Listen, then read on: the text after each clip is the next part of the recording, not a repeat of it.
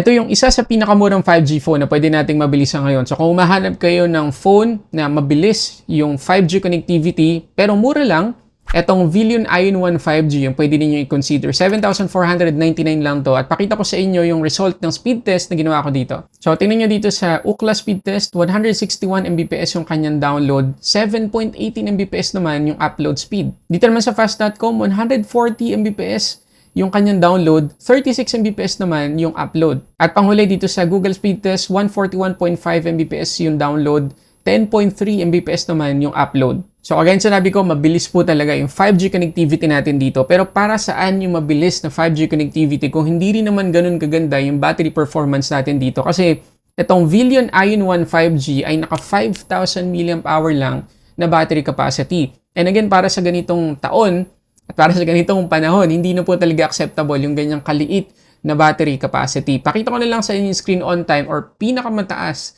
na screen on time na napiga ko dito sa phone na to. Ito, 12 hours and 47 minutes. Ano na lang, kung the whole day naka-data connection tayo, di ba? Baka umabot lang ng ilang hours, 5 hours malamang yung phone na to sa isang charge lang. So, kailangan ninyo magbaon ng power bank palagi kung ito yung gagamitin ninyo, tapos palagi kayong naka-data. Pero may isa pang ipinagmamalaki na feature ang itel dito sa Villion Ion 1 5G. At yan ang gusto ko ipakita sa inyo sa full review, click nyo dyan sa baba.